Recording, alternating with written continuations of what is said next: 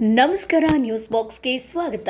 ಸ್ನೇಹಿತರೆ, ಪತ್ರಕರ್ತ anchor big boss ಖ್ಯಾತಿಯ ಕಿರಿಕೀರ್ತಿ ಕಳೆದ ವರ್ಷ ಆಗಸ್ಟ್ನಲ್ಲಿ ಪತ್ನಿ ಅರ್ಪಿತಾ ಗೌಡ ಅವರ ಜೊತೆ ಡಿವೋರ್ಸ್ ಅನ್ನ ಪಡ್ಕೊಂಡಿದ್ರು. 2 ವರ್ಷಗಳ ಪ್ರೀತಿ, 10 ವರ್ಷಗಳ ದಾಂಪತ್ಯ ಜೀವನವನ್ನ ಕೊನೆಗೊಳಿಸಿದ್ರು. ಇನ್ಮೇಲೆ ಕರಿಮಣಿ ಮಾಲೀಕ ನಾನಲ್ಲ ಅಂತ ಕಿರಿಕೀರ್ತಿ ಸೋಷಿಯಲ್ ಮೀಡಿಯಾದಲ್ಲಿ ಅನೌನ್ಸ್ ಮಾಡೋ ಮೂಲಕ ಡಿವೋರ್ಸ್ ಬಗ್ಗೆ ಎಲ್ರಿಗೂ ಕೂಡ ತಿಳಿಸಿದ್ರು. ಆದ್ರೆ ಸಾಕಷ್ಟು ಜನ ಡಿವೋರ್ಸ್ಗೆ ಕಾರಣ ಏನು ಅನ್ನುವಂಥದ್ದನ್ನ ಪ್ರಶ್ನೆ ಮಾಡಿದ್ರು. ಇದೀಗ ಮನೆಯವರನ್ನ ವಿರೋಧಿಸಿ ಮದುವೆಯಾದೆ, ಆತ್ಮಹತ್ಯೆಗೆ ಟ್ರೈ ಕೂಡ ಮಾಡಿದೆ, ಕೊನೆಗೆ ಸಾಯುವ ಹಂತಕ್ಕೂ ಕೂಡ ಬಂದೆ. ಕಿರಿಕೀರ್ತಿ ಓಪನ್ ಮಾತುಗಳನ್ನ ಆಡಿದ್ದಾರೆ. ತಮ್ಮ ಪ್ರೀತಿಯ ಬಗ್ಗೆ, ಡಿವೋರ್ಸ್ ಬಗ್ಗೆ ಮುಕ್ತವಾಗಿ ಒಂದು ಟಾಕ್ ಕೊಟ್ಟಿದ್ದಾರೆ. ಹಾಗಾದ್ರೆ ಏನ್ ಮಾತನಾಡಿದ್ರು, ಕಿರಿಕೀರ್ತಿ ಮನದಾಳದ ಮಾತು ಏನಿತ್ತು, ಇವೆಲ್ಲದರ ಬಗ್ಗೆ ಕಂಪ್ಲೀಟ್ ಮಾಹಿತಿಯನ್ನ ಹೇಳ್ತೀವಿ. ಅದಕ್ಕಿಂತ ಮುಂಚೆ ನಮ್ಮ ಚಾನೆಲ್ ಅನ್ನ ತಪ್ಪದೇ ಸಬ್ಸ್ಕ್ರೈಬ್ ಮಾಡಿ.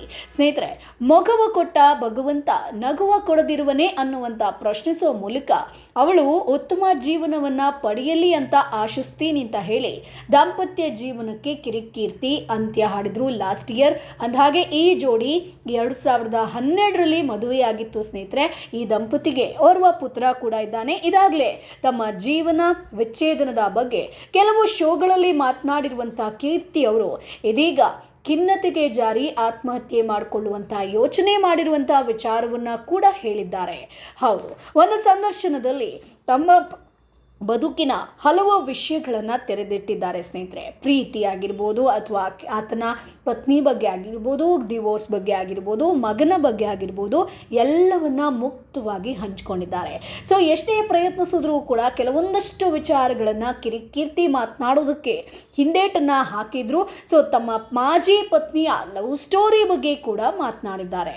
ವಾಹಿನಿಯೊಂದರಲ್ಲಿ ಕೆಲಸ ಮಾಡ್ತಿದ್ದಾಗ ವಿವೇಕಾನಂದ ಜಯಂತಿ ಅಂಗವಾಗಿ ಯೂತ್ ಡೇ ಸಂಬಂಧ ಕಾಲೇಜಿಗೆ ಹೋಗಿ ವಿದ್ಯಾರ್ಥಿಯನ್ನ ನಾನು ಮಾತನಾಡಿಸ್ಬೇಕಿತ್ತು. ಅಂದ್ರೆ ಯೂತ್ ಡೇ ಅನ್ನುವಂಥ ಕಾರ್ಯಕ್ರಮ ಮಾಡ್ತಾರೆ.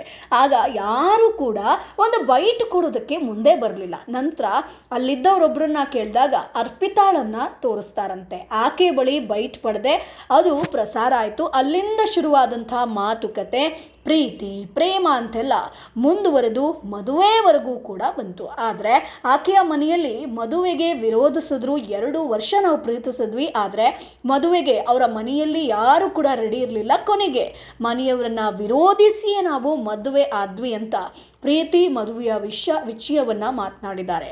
ಸೊ ಮದುವೆಯಾದ ಬಳಿಕ ಅವರ ಮನೆಯವರು ನನ್ನನ್ನು ಅವಳಿಗಿಂತ ಹೆಚ್ಚಾಗಿ ಪ್ರೀತಿಸೋದಕ್ಕೆ ಶುರು ಮಾಡಿದ್ರು. ನಮ್ಮಿಬ್ಬರ ದಾಂಪತ್ಯ ಜೀವನ ತುಂಬ ಚೆನ್ನಾಗಿತ್ತು, ತುಂಬ ಸುಂದರ ಆಗಿತ್ತು. 10 ವರ್ಷ ಎಲ್ಲವೂ ಕೂಡ ಚೆನ್ನಾಗಿತ್ತು. ಆದರೆ ಕೊನೆಗೆ ದಾಂಪತ್ಯ ಜೀವನ ಹೀಗೆಯೇ ಮುಂದುವರಿಸೋದಕ್ಕೆ ಸಾಧ್ಯ ಇಲ್ಲ ಅನ್ನೋದು ತಿಳಿದು ಪ್ರತ್ಯೇಕ ಆಗೋದಕ್ಕೆ ನಿರ್ಧಾರ ಮಾಡ್ತೀವಿ. ಸೊ ಮನೆಯಲ್ಲೇ ಇದ್ದು ದೂರ ದೂರ ಕೂಡ ಇರ್ತೀವಿ. ಅದಕ್ಕೆ ಕಾರಣ ಯಾರಿಗೂ ನಾನು ಹೇಳಲ್ಲ, ನಮ್ಮಿಬ್ಬರಿಗೆ ಗೊತ್ತು ಅನ್ನುವಂಥದ್ದನ್ನು ಕೂಡ ಹೇಳಿದ್ರು ಕಿರಿಕೀರ್ತಿ. ಸೊ ಒಬ್ಬೊಬ್ಬರು ಒಂದೊಂದು ರೀತಿ ಮಾತನಾಡ್ತಾರೆ, ಆದರೆ ನಿಜ ಏನು ಅನ್ನೋದು ನಮಗಷ್ಟೇ ಗೊತ್ತು ಅಂತ ಹೇಳ್ತಾರೆ. ಸೊ ವಿಚ್ಛೇದನದ ಬಳಿಕ ಖಿನ್ನತೆಗೆ ಜಾರಿ ಆತ್ಮಹತ್ಯೆ ಮಾಡಿಕೊಳ್ಳುವಂಥ ಪ್ರಯತ್ನ ಕೂಡ ಇವರು ಮಾಡಿದ್ರು. ಅದು ಸಿಕ್ಕಾಪಟ್ಟೆ ಸೋಷಿಯಲ್ ಮೀಡಿಯಾದಲ್ಲಿ ವೈರಲ್ ಕೂಡ ಆಗಿತ್ತು. ಸೊ ನಾನು ಸತ್ತೇ ಹೋದೆ ಅಂತ ಕೆಲವು ಕಡೆ ಸುದ್ದಿ ಕೂಡ ಮಾಡಿದ್ರು. ಆದರೆ ಸಾಯಲಿಲ್ಲ, ಬದುಕೋದು ನನಗೆ ಬೇಡ ಆಗಿತ್ತು. ಮನೆಯಲ್ಲಿಯೂ ಯಾರಿಗೂ ಹೇಳದೆ ಎಲ್ಲೋ ಹೋಗ್ತೀನಿ ಅಂತ ಹೇಳಿ ಸಾಯೋದಕ್ಕೆ ಟ್ರೈ ಮಾಡಿದೆ, ಆದರೆ ಬದುಕಿಬಿಟ್ಟೆ. ಸೊ ಬಳಿಕ ಈ ನಿರ್ಧಾರ ಸರಿ ಅಲ್ಲ ಅಂತ ಅನಿಸಿ ನನ್ನ ಮನಸ್ಸನ್ನು ನಾನು ಚೇಂಜ್ ಮಾಡಿಕೊಂಡೆ. ಈಗ ಎಲ್ಲವೂ ಕೂಡ ಚೆನ್ನಾಗಿದೆ ಅನ್ನೋದನ್ನ ಕಿರಿಕೀರ್ತಿ ಒಂದು ಇಂಟರ್ವ್ಯೂ ಅಲ್ಲಿ ಹೇಳಿದ್ದಾರೆ. ಸೊ ಜಗತ್ತಿಗೆ ವಿದಾಯ ಹೇಳಿಬಿಡಬೇಕು ಅಂತ ನಿರ್ಧಾರ ಮಾಡಿಬಿಟ್ಟಿದ್ದೆ. ಕಾರಣಗಳು ಹಲವು. ವೈಯಕ್ತಿಕ ಜೀವನದಲ್ಲಾದಂತಹ ಕೆಲವು ಘಟನೆಗಳು ನನ್ನನ್ನು ಇನ್ನಿಲ್ಲದಂತೆ ಕುಗ್ಗಿಸಿತ್ತು. ಸೊ ಜೀವನದ ಮೇಲೊಂದು ಕೆಟ್ಟ ನಿರಾಸಕ್ತಿ ಬಂದಿತ್ತು. ಎಲ್ಲ ಪ್ರಯತ್ನಗಳು ಕೈ ಕೊಡ್ತಿತ್ತು.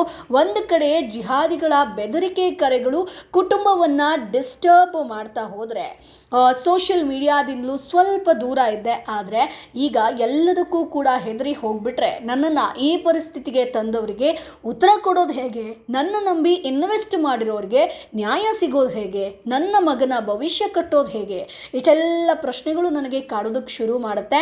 ಸೊ ಟೈಪ್ ಮಾಡಿದ ಡೆತ್ ನೋಟನ್ನು ಡಿಲೀಟ್ ಮಾಡ್ತೀನಿ ಅನ್ನುವಂಥದ್ದನ್ನು ಕೀರ್ತಿ ಸೋಷಿಯಲ್ ಮೀಡಿಯಾದಲ್ಲಿ ಬರ್ಕೊಂಡಿದ್ರು. ಸ್ನೇಹಿತರೆ, ಈಗ ಸಾವಿನ ಬಗ್ಗೆ ಮತ್ತೊಮ್ಮೆ ಕಿರಿಕೀರ್ತಿ ಮಾತನಾಡಿ ಆ ಒಂದು ದಿನಗಳನ್ನು ನೆನಪಿಸ್ಕೊಂಡಿದ್ದಾರೆ. ಸೊ 10 ವರ್ಷಗಳ ವರ್ಷಗಳ ಅದ್ಭುತ ಜರ್ನಿ ನನ್ನ ಮುಂದಿದೆ. ಸೊ ಮುಂದೆ 50 ವರ್ಷಗಳು ಅದನ್ನು ನೆನೆದು ಬದುಕ್ತೀನಿ.